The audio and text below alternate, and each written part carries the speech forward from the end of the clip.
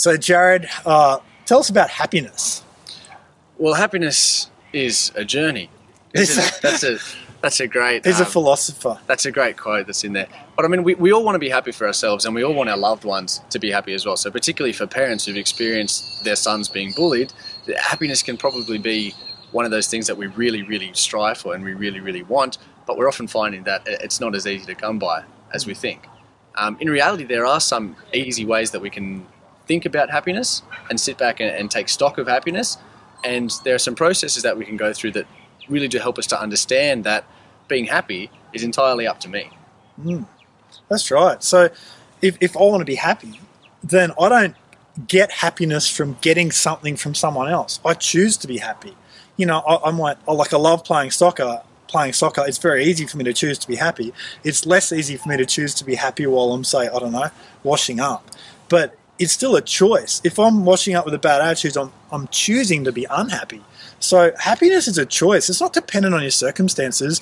You choose it. And so, you know, if you've been going through some tough times, just because the whole world's not, you know, doing everything to make you perfectly happy, you got to choose to be happy. That's up to you to do. No one else can do that for you. And one of the best ways to be happy is to go and contribute to others.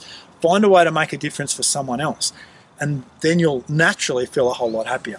So a lot of the things that we think we need in order to be happy are actually more like wants or desires than basic requisites. You've got a roof over your head, you've got a family who loves you, you've got food on the table. What else do you need? Half the world would do anything to have what either one of us have. Yeah. A wife or girlfriend who loves them, food and a home and somewhere warm. Like, man, how self-absorbed are we if we think that life's so terrible?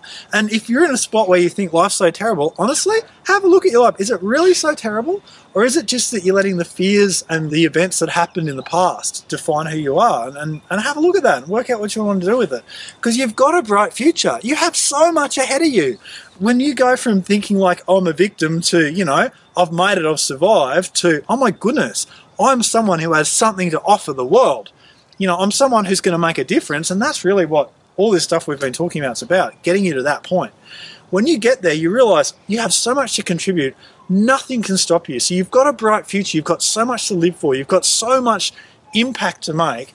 Don't let the things in the past stop you, because that is not what life's about. You work out what you're about, then you pursue it hard, and that way, who cares what the bullies say? Who cares what anyone else thinks? Their opinion doesn't count. You go and do what you got to do.